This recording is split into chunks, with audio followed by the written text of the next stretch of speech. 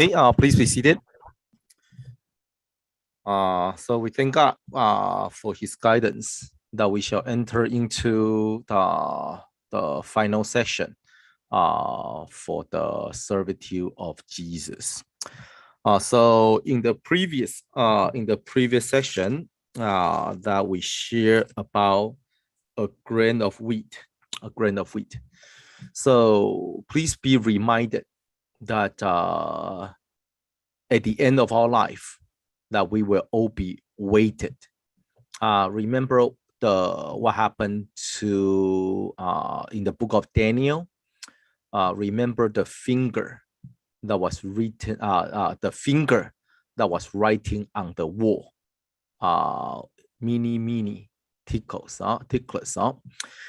So that we will be weighted. That eventually we will be on the scale. Every one of us, we will be on the scale, and then we will be evaluated for the value of our life. So some people is going to weigh very heavy, but some people will be found undervalued. So then here, Jesus reminded us that if you want to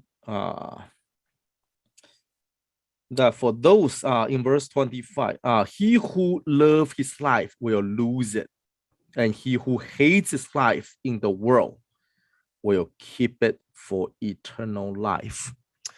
Also, young brothers and sisters, you still have a long way ahead of you.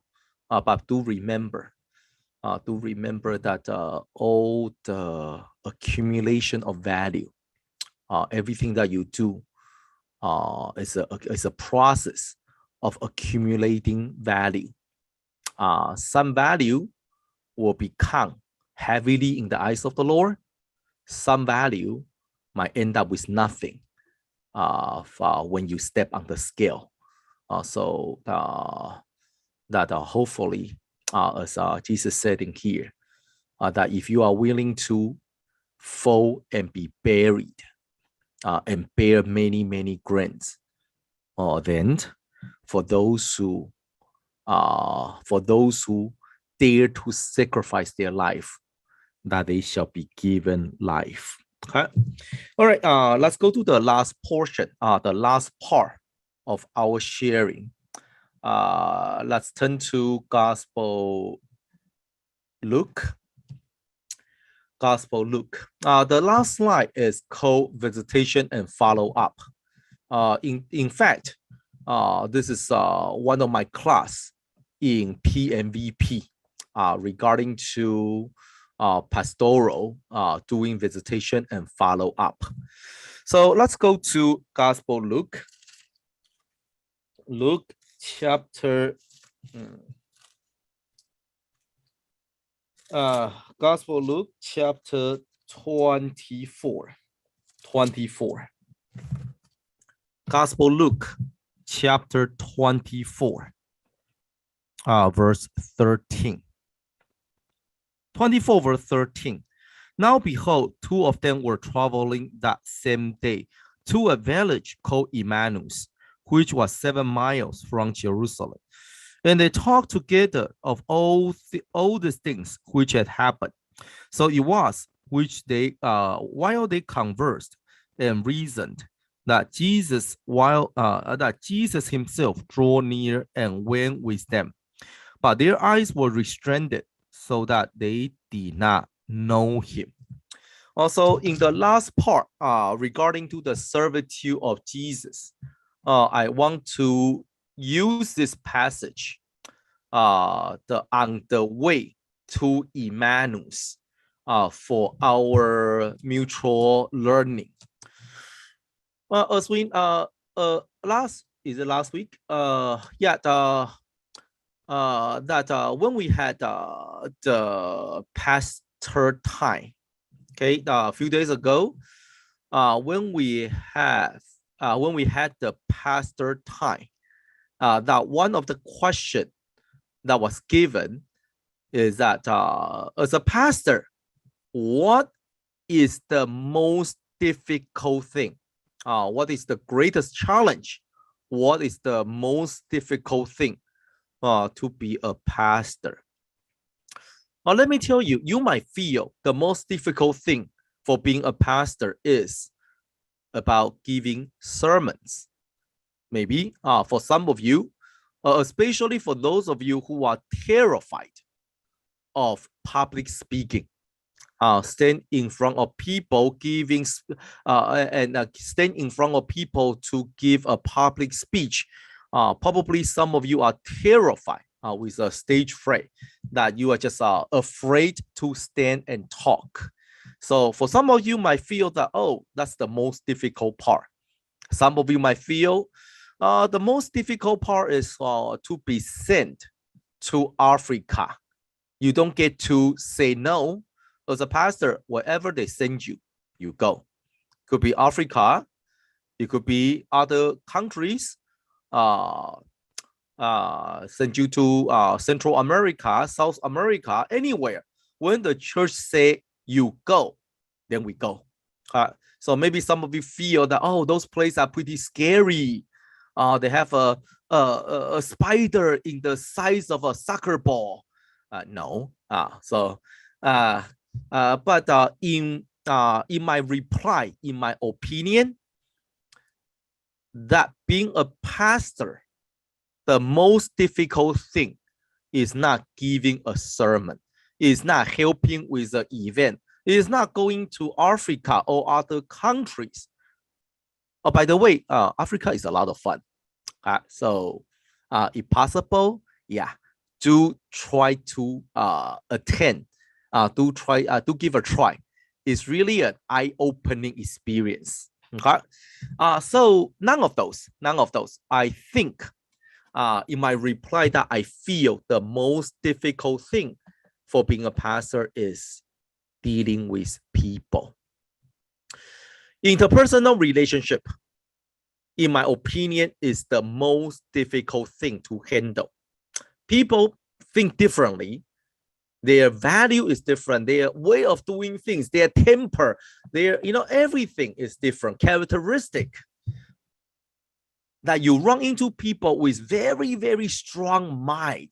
You run into people who are just difficult. You run into people who have difficulty to understand what are you trying to say. So usually interpersonal issue present as the strongest and the biggest challenge. But of course, you can always dodge by saying, "Oh, you pray." That's a right answer. But at the same time, sometimes we run into member who give us a question, say, "Pastor, this is my question. Please help me, but don't just ask me to pray. What else can you tell me other than pray?" Okay. Asking them to pray and tell them you will pray for them is always right, but sometimes they need more. Okay. So that's why counseling, communication, visitation, and follow-up is important, not only for the pastor, but also if you are serving as a RE teacher, you also need to acquire the basic knowledge of biblical counseling. If you want to help with the holy work, remember what we say about that you need to fold and be buried in order to produce much grain. When the church asks you to usher the truth seeker, when the church asks you to talk to the newly baptized, when the church asks you to visit a believer, you know that you might run into opportunities that you need to deal with people, either in the RE classrooms or perhaps their parents. Maybe you need to interact with the visitors, young people, old people, or you might need to pay them a visit. So when the church asks you for help, what is your general reaction? Let me tell you, a general reaction that we see. I have a typo. Well, too bad. The general response that we see is when you do not want to do it, then you dodge, you run away, you avoid it, you push it to other people. When the church asks you, oh, you know what, there's a young man that he came with his parents. This is the first time here. He's standing there alone. No one is talking to him. Can you go and talk to him? And you're like, no, find someone else. Oh, I'm busy. Oh, I'm doing this. I'm doing that. So a lot of times is because you don't want to deal with people, strangers, that you do not like the awkward moment of silence, or you do not want to deal with the strangers. Right? So we need to ask ourselves, a lot of times we push it to others. Oh, you know what? Tell this person to do it. Tell that person to do it. Usually it just fall back to the pastor. You are the pastor, you do it. So yeah, we are used to it. So anything that you guys do not want to handle, you push it to us. Oh, pastor, you know more about the Bible. You go and talk to them. Oh, pastor, it is you should be the one talking to them. Oh, okay, yeah, that's all right. I mean, that's all right. That's all right with me. But remember that we don't have that many pastors in US. There will always be time that when you look around, hesitate. You don't want to deal with the difficult moment away from your comfort zone. Then you look around, you're like, oh, where is the pastor? Then you cannot find him. You cannot find the pastor. Then you have to deal with it. I mean, of course, you can pretend. You can pretend that you don't see the person. You can walk away, but then you need to answer to God. You need to answer to your own conscience, and you need to answer to God. So in my personal opinion, learned about how to deal with people is a very important skill. A very important skill. That I believe we need to try to acquire. But of course, different personality. It might be difficult, more difficult for some, less difficult for some others. But at least you need to try to acquire some basic concept that you are able to help in that aspect. Many years ago, when I was when I graduated from school, I got a job. It was my boss was very, very good to me, but unfortunately, my supervisor wasn't. My supervisor was very, very, very, very mean to me because he wanted to get rid of me. My direct supervisor was afraid I was hired to replace him, which later the boss told me, yeah, that's the reason I was hired. I was hired to replace him. Okay. So I was having a tough time. You know that I graduate feeling that I did okay in school, early graduate, double major. So I figured that, you know what, not extraordinary, but at least I am doing all right. But then after I got hired into the company as the assistant, managerial assistants, to help with the day-to-day operation, you know what was the job that I was assigned to? I begin my day by cleaning the toilets. I begin my day by cleaning the bathroom. Couldn't believe it. Yeah, because the supervisor really want to get rid of me. I mean, we actually hire companies to maintain the facility. But the boss, my supervisor insists that every morning I need to clean the bathroom.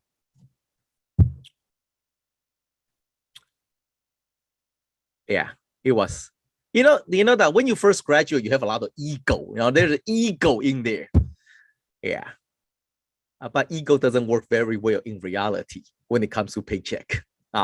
So yeah, I did first day, second day with a lot of anger. And knowing that I am not financially burdened, I don't have student loan. I don't. And basically, I don't owe anything to the college tuition. I don't have loan. I don't have. Yeah.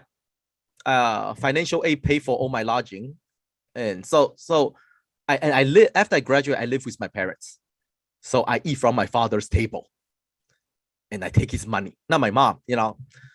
Couldn't get anything from my mom. Yeah, but my dad is easy target. So when I say to my dad, oh, you know what, I need 50, and I was get 100. Yeah, but when I say that to my mom, I get nothing. Yeah, my mom just like, yeah, too bad. So yeah, so I don't have any financial burden.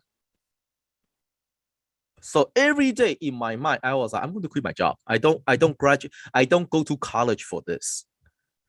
But then at the same time, I asked myself, why? Why did God allow me to face that? I need to find out the reason before I quit my job. Even I don't need that job. I need to find out the reason. What is the lesson that God tried to teach me by placing me in this uncomfortable situation? I don't graduate from college to clean the toilet, okay? But then, a lot of times you learn is all in your mind. It's all in the mind. And then I start one day after cleaning the toilet cleaning the bathroom for several days. My boss is my supervisor is waiting for my resignation.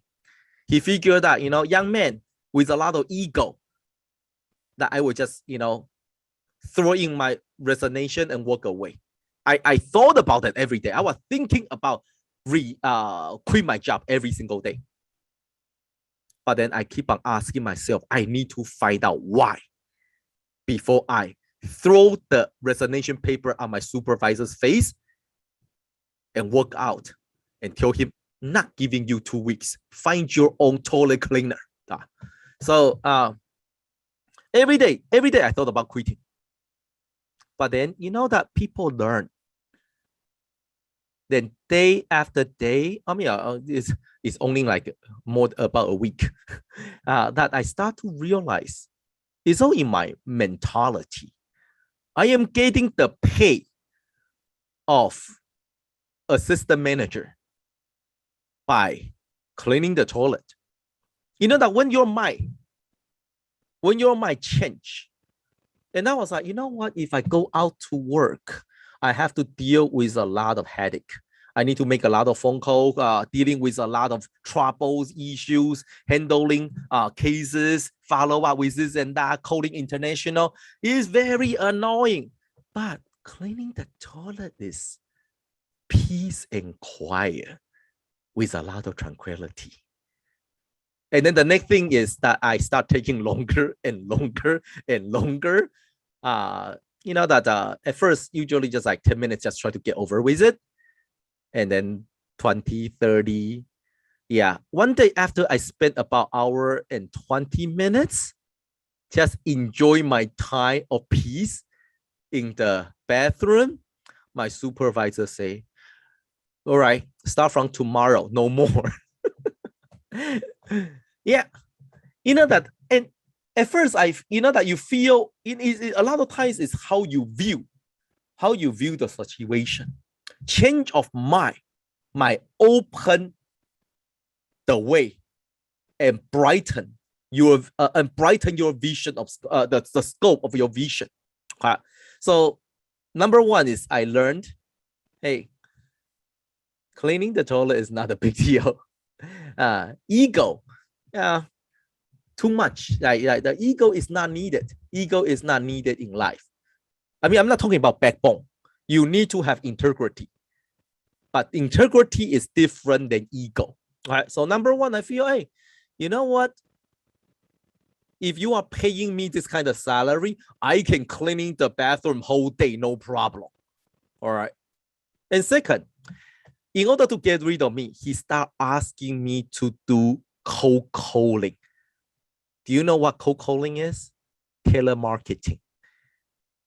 But the problem is, we were the largest manufacturer of the product, and we were the main supplier of the world. You know, the company I work for, we do window blinds, wood blinds. We own 97% of the world market. So there's no one. I mean, we always sell by container. Like, you know, we deal with container of products to Home Depot. But then, in order to get rid of me, that my supervisor gave me a long list of mom and pop shop who cannot afford our product. And he forced me to call them one by one. Oh, I hate it. I hate it. Because when you talk to the retailer, we don't do retailer. We are manufacturer. We sell to wholesalers or chain stores, Menard, IKEA, you know, the Home Depot, Lowe's. We deal with them.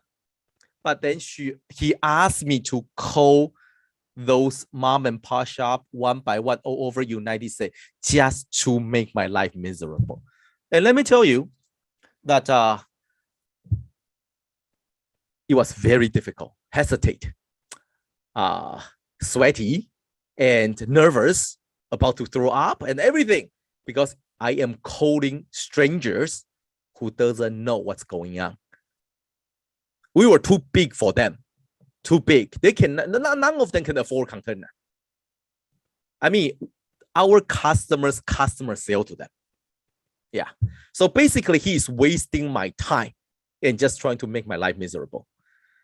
And from there, I thought about quitting every day because number one, I hate calling strangers. Second, I feel that my job is useless and meaningless. But again, I say to myself, if God placed me here, there must be a reason. I'm not going to quit just because I don't like doing it. I will quit after I find out what is the lesson that I need to learn. So cold calling become my nightmare every morning. Every morning, I got shouted on the phone. People hung up on me, like, oh, all kind of ridiculous. You know that you probably get telemarketing call before. Like, imagine how you deal with them. That's how people deal with me. And I did not sign up for that. Okay, the job, my specialty, what I learned in college, none of them prepare me for telemarketing. Okay, it was so annoying. But then, eventually, I learned through those days of cold calling, until I didn't do it for long, about less than a month, when the big boss found out, and the big boss was very, very, very angry. Yeah, but before that, I did it almost one month, cold calling, telemarketing for like 2 hours every morning. Yeah, and I learned that it did not help me in my career, zero. But that experience enables me to speak comfortably to strangers. It did not help me in my career path, but let me tell you that it indeed helped me when I become a pastor. So life might throw a lot of unexpected scenario to you that you have no idea why. And always the easiest way is to walk away and quit. But then, if you are able to learn the lesson, perhaps the Lord is preparing you for something greater in the future. So walk away is one way to handle it. But usually that's not the best way to handle it. Okay. So now we are seeing interpersonal issue. Now we are seeing people issue. We have two disciples who are walking away from Jerusalem, going downwards. Yes, because Jerusalem was built upon the high hill. So as long as you walk away from Jerusalem, you are always going down, going downwards. So they are going downwards. That was number one problem. Number two problem, that the Lord Jesus commanded them to stay in Jerusalem and wait for the Holy Spirit, right? They went against the instruction of Jesus. So now they are going downward in their life, and they are not following the instruction of Jesus. And the biggest problem is that they were unable to see Jesus.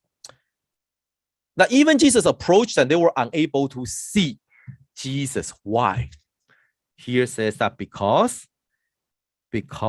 their eyes were restrained. In verse 17, because they were sad. They were sad. Everyone, different people, they have different stories.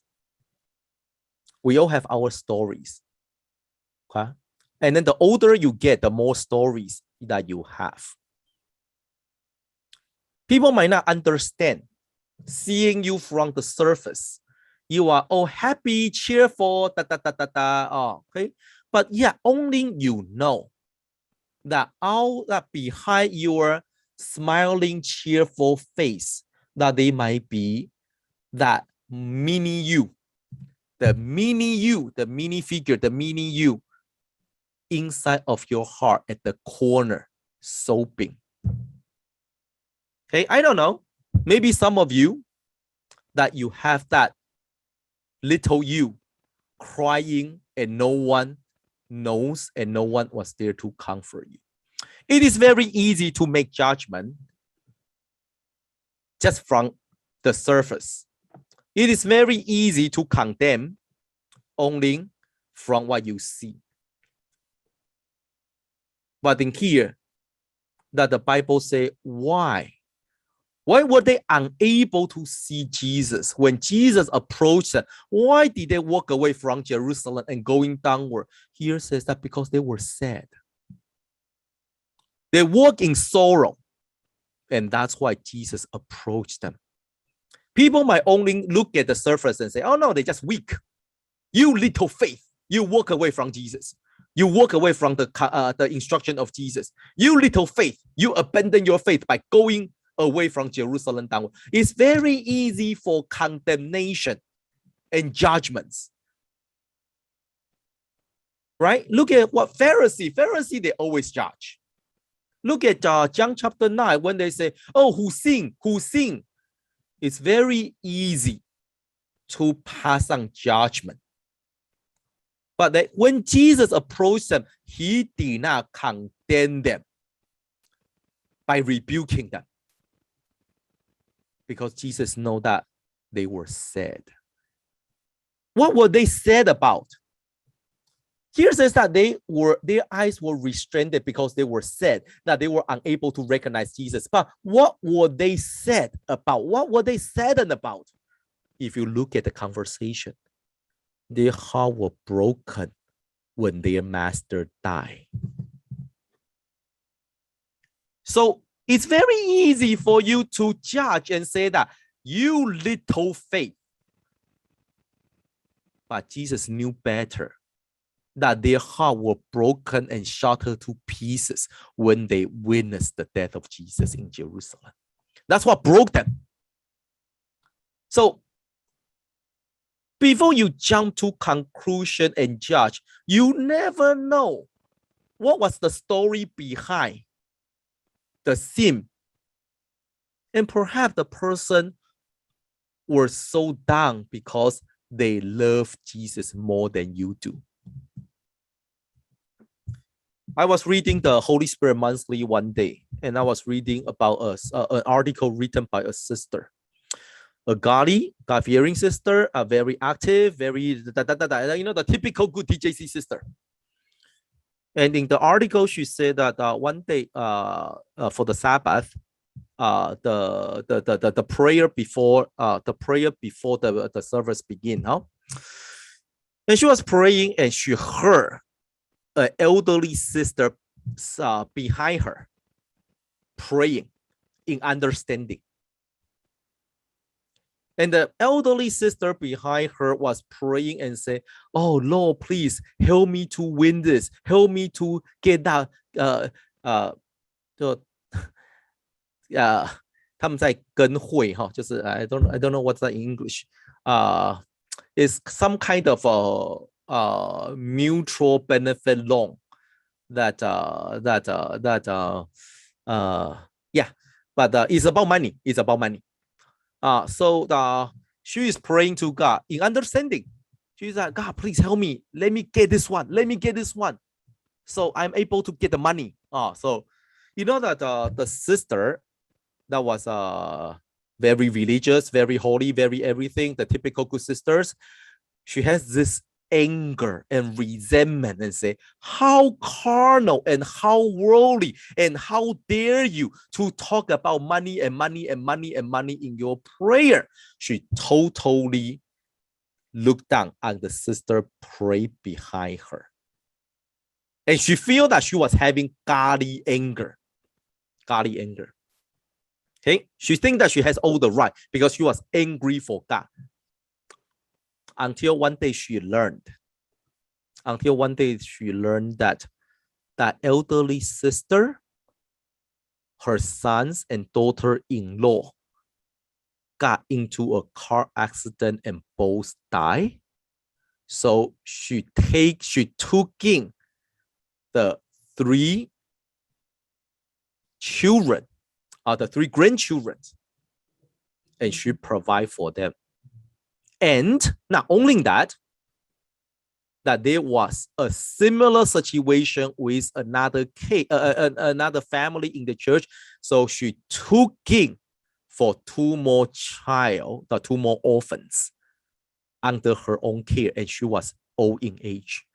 She was old in age, unable to barely providing for herself.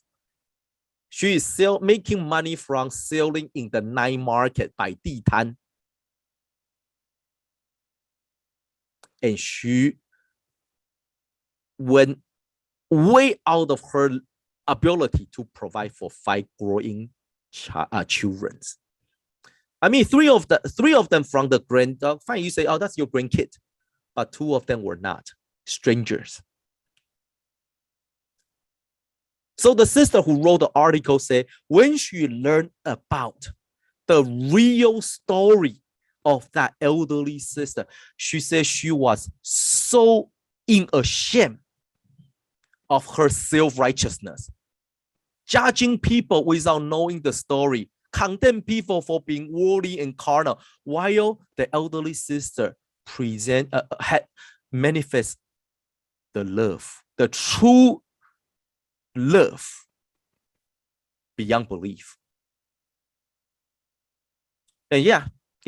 So the article, basically the article just say the sister just sharing with being judgmental, that how wrong you could be. So as we are approaching either the members, RE students, or whoever that we try to help, that do not judge for you know not about the real situation. Okay, a little bit sympathy, a little bit mercy. Just like in here, Jesus did not jump in front of them and condemn them, but he said he knew that they were sad. They were sad for what? My Lord has died. Okay, so number 1. And number 2, when it comes to counseling, and Jesus approached them, they were unable to recognize him. So in verse 17, Jesus said, what are you talking about? And they say, don't you know? In verse 19, he said, what things? What things? What thing? They say, don't you know that Jesus Christ was crucified? Of course he knew. Jesus was like the main character about the crucifixion. Of course he knew what happened to Jerusalem. But he said, what happened? What thing? Tell me. Let me tell you. The problem in this generation is that people talk too much. Pastor excluded. Okay? It is our job to talk a lot. All right. What I am saying is that the world is training you to express, tell, show people that you know more, and share your experience and knowledge so that you are the focus, the center of the spotlight. Okay? So you know what the world promotes? Talk. You go, you tell, you go, you talk, you go, you show people how much you know.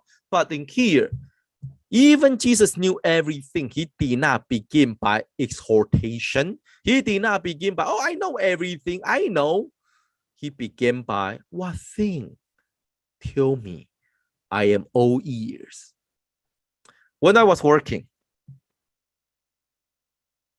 that as a manager, that the company periodically hire professionals to give us lectures, to give us a special section about managerial skills.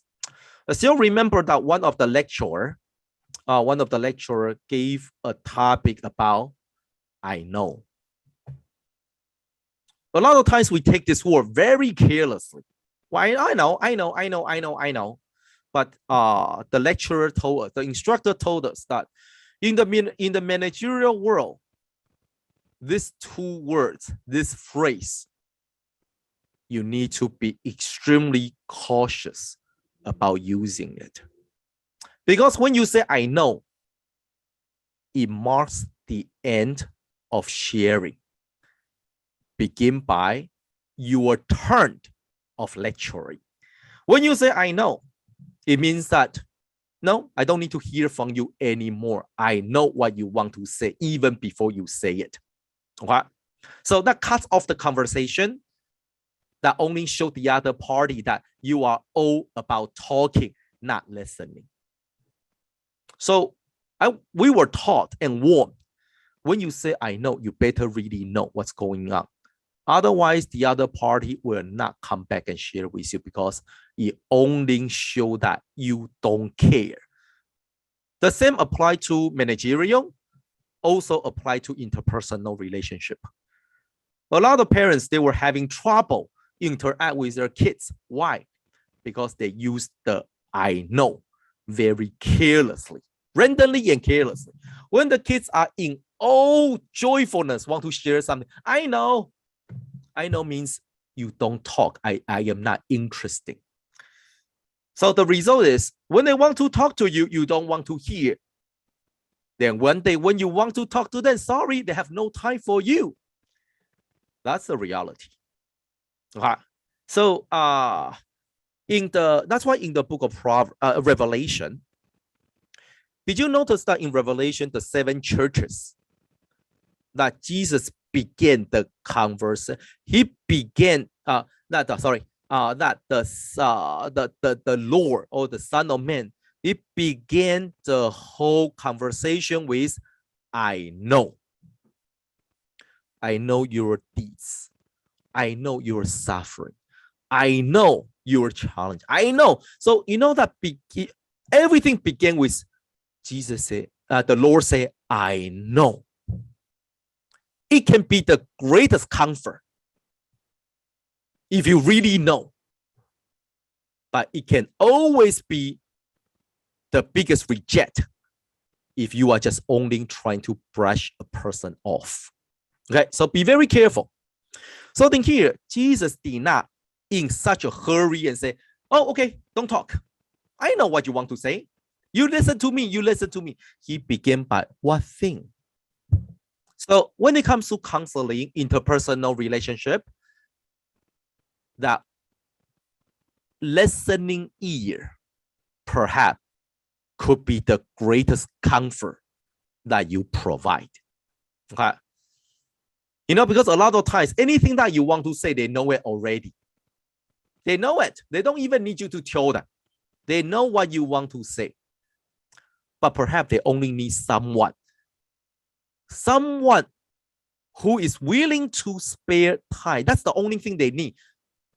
Someone want to spend time on them, listening to them. So after they vent, after they talk, after they share, they will tell you that, oh, I feel good now.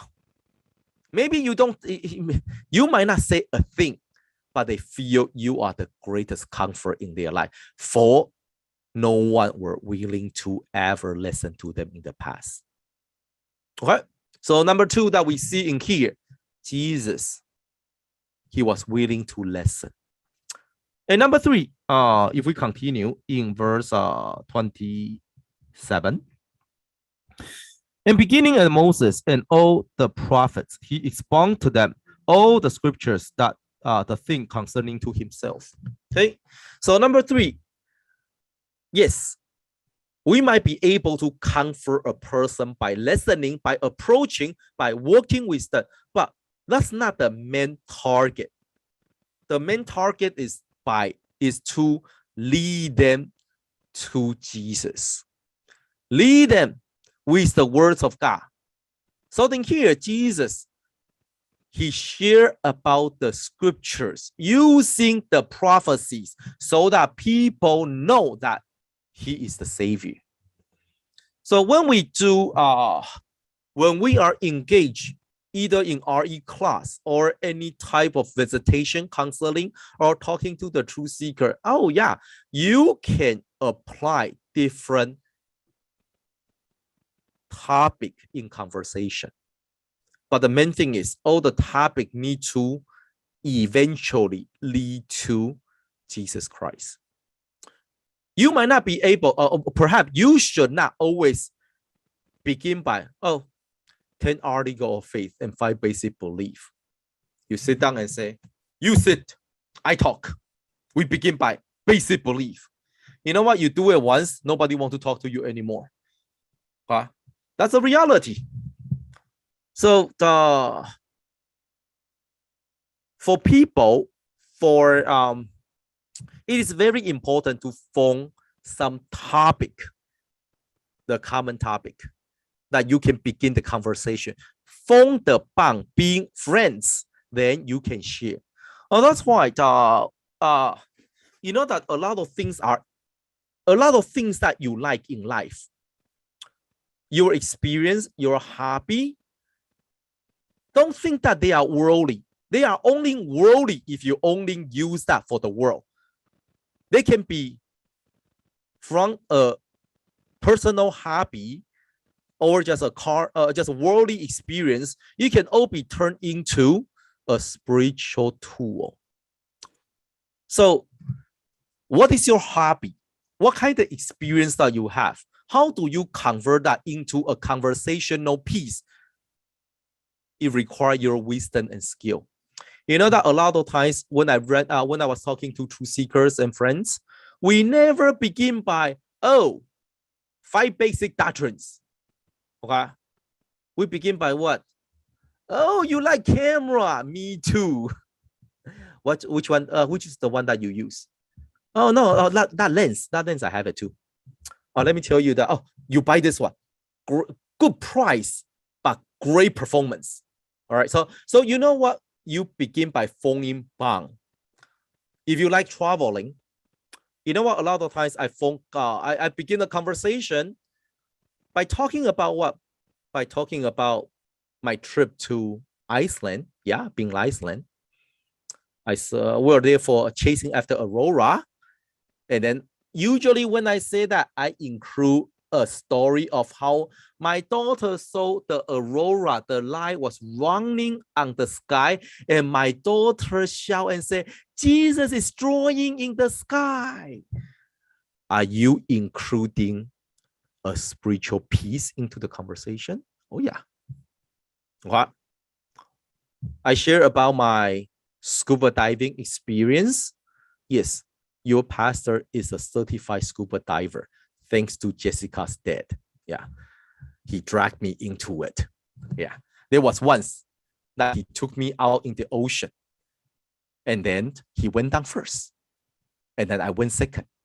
But as I was climbing down the rope, I saw a big shark circling me. So I was like, oh, what happened to Jason?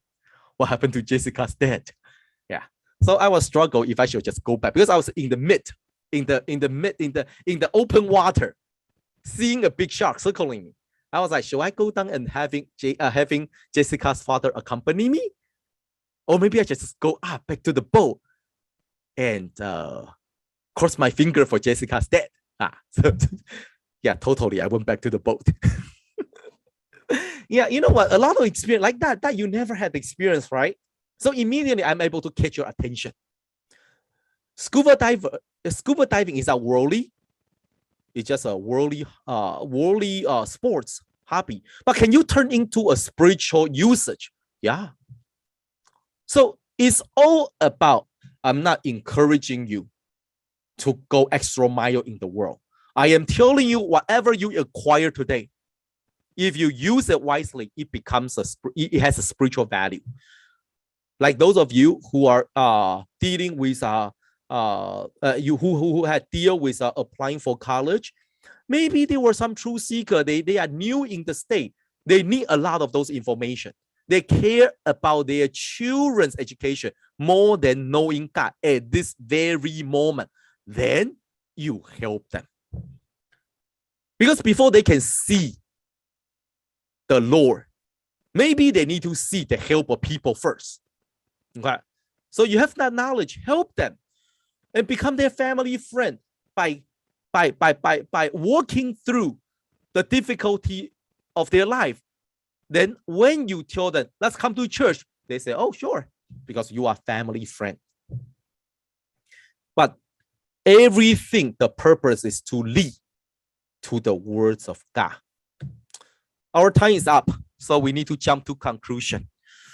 That everything that Jesus has done, work with them, lodge with them, accompany them, is a long-term process.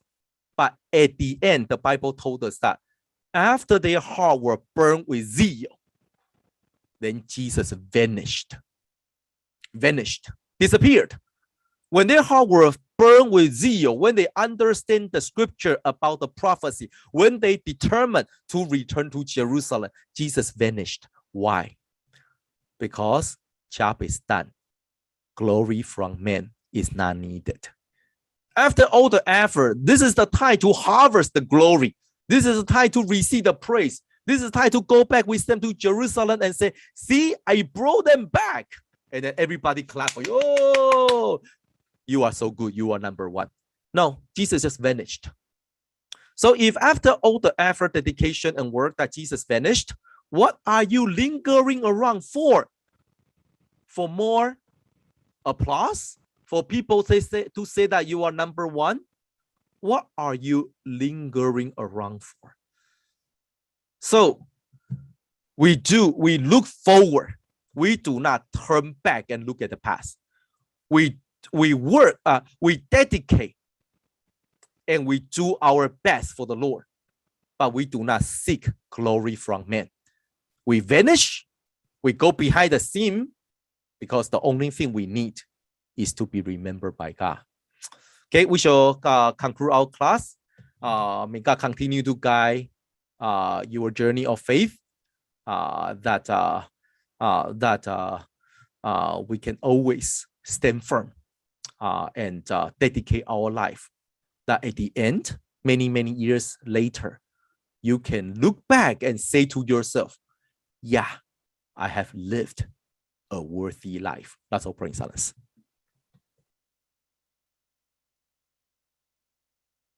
Amen. Okay, counselor.